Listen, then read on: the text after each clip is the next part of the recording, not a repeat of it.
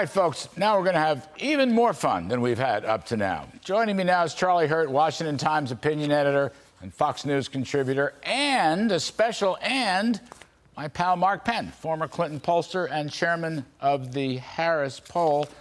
So, gentlemen, I got, this is like dueling columns here. Mark Penn writes, now I know it was a month ago, the midterms are far from over. And my friend Charlie Hurt writes, I don't know what he writes, but essentially, don't ever believe what the mainstream media tells you, which I kind of quoted on polls, or probably anything else. I'm saying, Mark, I'll go to you first. I think Biden's speeches this past week, last week, were big mistakes. I think these bills they passed were big mistakes. And I think the Republican cavalry is in fine shape. But what's your opinion? Well, I think in that Wall Street Journal article, what I said was, look, Biden's at 38%, but in these generic horse races in Congress, it's 50%. So I said, that's 12% who say they're voting Democratic but don't like Biden. That's very unusual. So I tried to find out, well, what was that? And it turned out they didn't like the Republicans and Trump just about as much, if not more, than they didn't like Biden. So that makes them a volatile electorate, but they were sticking with Democrat for now. I personally think then the last two moves that Biden made, the student loan and the speech, might actually have cut against them and killed the momentum that I think they were showing during a lot of the summer. Charlie, that's what I think. I think Biden has made some very big mistakes. We were going through the polling. I won't bore you with the polling, but the Inflation Reduction Act, nobody believes it's going to cut inflation. The Student Loan Act, people think that's inflationary. Some outstanding Democrat economists have said the same thing. But Charlie, I think these speeches calling 74 million people fascists and this and that, anti-democratic, that's a killer. That was a gigantic mistake.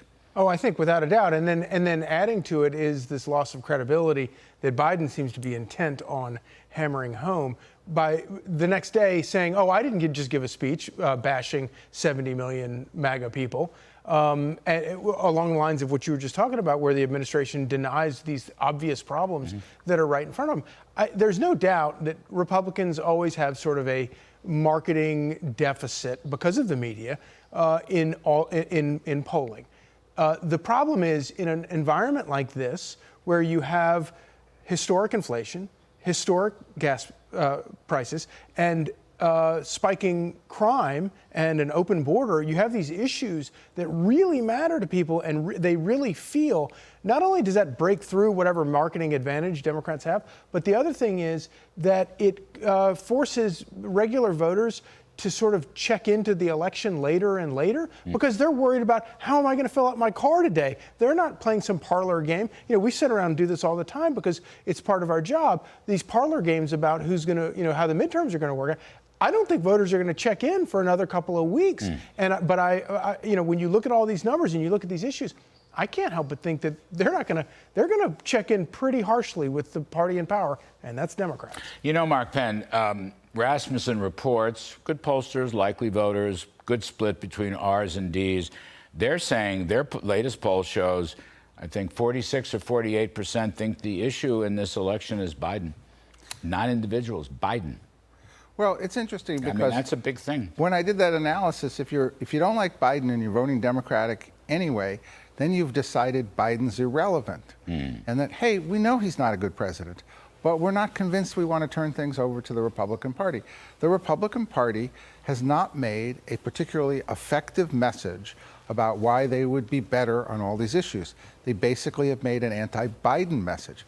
The people that are in the middle here don't like Biden, so it's ineffective. But do you think voters would give Biden, whom they don't like, a Democratic Congress again? Or do they want some checks and balances? Well, that's the argument the Republicans have to make. They have to make the idea that they're going to be a positive force as a check and balance, which traditionally Americans have always wanted, which is why it always switches. But I think the Democrats have said, well, maybe fear of Trump and the Republicans will hold our coalition together. That's how we got Biden elected in the first place. And we haven't seen the polling. We saw the polling break against the Republicans, tighten up, and we're in the chute now Will it break, one way or the other? That's going to be up to both camps. I got a couple here from Trafalgar, Charlie. Let's take a look at this. These are races very tight. Someone should show these numbers to Mitch McConnell. Oops. Arizona, it's almost a toss-up. Blake Masters and Mark Kelly. Kelly's +4. That ain't nothing. Colorado, which could be very interesting. Joe O'Dea is down 5 to Michael Bennet, the longtime incumbent. That's very interesting. Herschel Walker's up a bit against Warnock in Georgia. Adam Laxalt is up in Nevada. J.D. Vance is up in Ohio. Mehmet Oz is down 2 in Pennsylvania. Trust me, Mehmet Oz is going to win that race. Mark, I hate to say it, but he's going to win that race because Fetterman's a crazy person. Even the state of Washington, Tiffany Smiley is only 3 down to Patty Murray. And Ron Johnson, who always has tough races, essentially even in Wisconsin. Those are pretty good numbers. By the way, my favorite in New York, Trafalgar, Lee Zeldin's only down 4 in the gubernatorial race. That's going to be one of the greatest upsets in history. So I don't know. I think the cavalry's doing quite well. The shocker in that list was that Washington race. Yeah, yes. Wouldn't that be something? Republicans have no business being within 10 points in Washington state. But it does sort of underscore the fact that this economic malaise is felt everywhere. And then you have a lot of the crime issues that get a lot of attention there. Look, the cavalry might arrive in the form of throw the bums out, but I agree with Mark. It's so much better for a million reasons for Republicans to successfully make that issue. Why are we better on these issues? And I think that some candidates are doing that, but whether it's securing the border or bringing order to the streets or turning around the economic situation, they need to make that case, and then we need to hold them to it so that we actually accomplish things and not just win elections. Mark, you've been through a lot in your years, and you are a terrific pollster. The inflation issue is killing Biden and the Democrats. No, look, traditionally, by the normal measures that we look at for incumbent campaigns and parties, 74% wrong direction, inflation the number 1, crime and immigration, all negative issues for the president. The president's job approval, not even, maybe it's 40, 42, something like that. Normally, it would be a wipeout by those normal indicators. We're just not seeing it as a wipeout right now. That's a red flag for the Republicans that maybe they haven't landed their messages.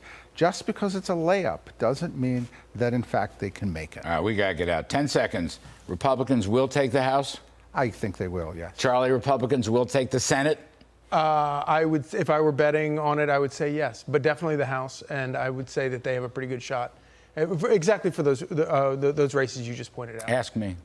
What do you think? Both houses. Yeah. Both houses. Going to be the biggest surprise. What's the number in the Senate? I don't know. They're going to pick up 4 or 5 seats in the Senate. Coming down the home stretch, Biden is helping them with these hate speeches. Anyway.